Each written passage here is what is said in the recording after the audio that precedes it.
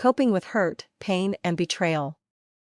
One of the very popular themes in films and stories is of people who cling on to others in relationships, continually taking lies, battering, and betrayal.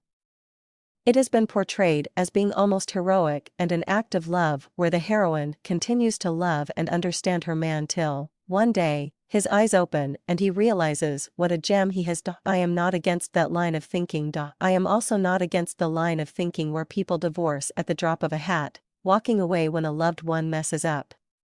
The ability to be in calm control of emotions and break up with someone who we think is not worthy of our love or relationship has also been lauded. Like I said, I am not against that line of thinking either. It's just that I don't toe these lines all the way. My point of view is that many times in life, there are no hard and fast rules, and each scenario is unique and intricate in its own way.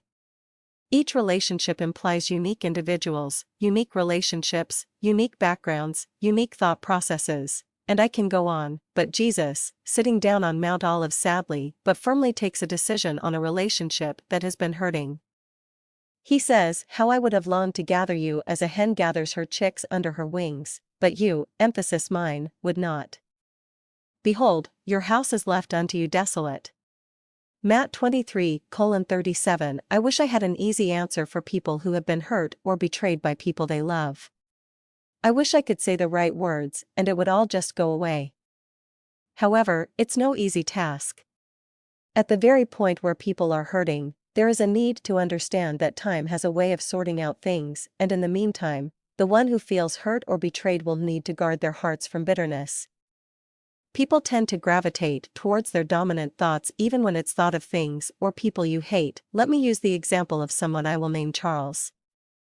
He was completely devastated when he found out his fiancée had been cheated on him several times.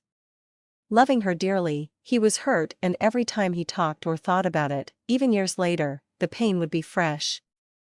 Charles ended up cheating on his next fiancée and quickly went on a downward spiral before he found much-needed help. This could be just one individual case, but I know of so many people who have been cheated on who go on a sex spree, people who have been robbed, who dupe others, and it goes on and on.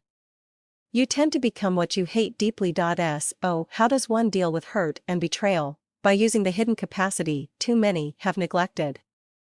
Every time you are hurt, or you are angry, or you are in a crazy scenario where there is violence or fear, there is a place somewhere in you that gives you a strange ability to stand on the side and watch it all unfold as though you are not the one in the picture.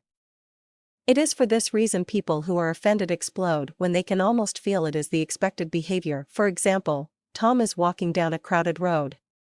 A teenager loses control of his bicycle and bumps into him. Tom is startled and looks around at the kid on the floor. People turn around to stare, freeze frame. In that split second, there are so many options for Tom, based on several variables.